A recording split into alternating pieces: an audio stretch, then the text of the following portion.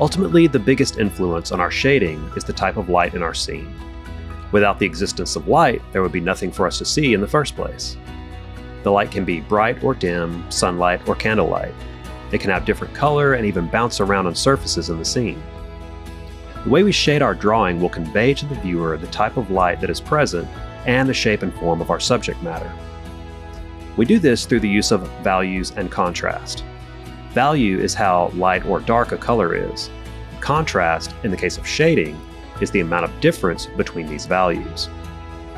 When light hits a subject, a range of contrasting values are created between light and shadow areas.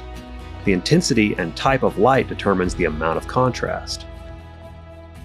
A directional light will typically behave in a similar manner regardless of the subject, so it is possible for an artist to predict what light will do. The easiest way to learn this is to study how light falls on a simple object like a sphere. Let's take a look at this photo I took of an egg with one directional light coming from a lamp in the upper left corner. Using this photo, we can break down the light and shadow areas into different types. Understanding these different light and shadow types will help us to draw them in a bit. First up is direct light or center light. This is the area or side of the form that is facing the light source and as a result receives the most light. Next is the highlight. This is the brightest area of a form and is simply a reflection of the light source. So this reflection might move depending on the viewer's perspective. Also note that a highlight will be more visible on a glossy surface and will be less visible or not visible at all on a matte or textured surface.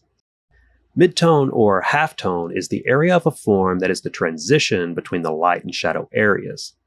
Most often this area is the local color of the object when not in direct light or shadow.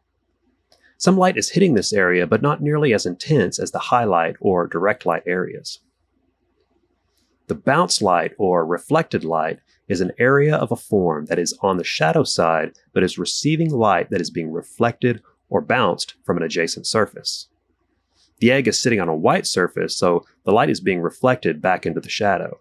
If the tabletop were dark or non-reflective, there would be little or no bounce light at all.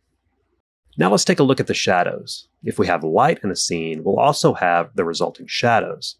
Light and shadow combined is what will make up the representation of 3D form in our drawings. The core shadow, also referred to as the terminator, is an area of the form that is receiving no light from the direct light or bounce light. It occurs as a dark line where light and shadow come together. It's the darkest area of the shadow because it's not receiving any direct or reflected light. A cast shadow appears on the surface under or behind an object and is created by the object itself blocking light from the source. Also note that occlusion shadow is a part of the cast shadow and is the darkest area below the form where no light is hitting.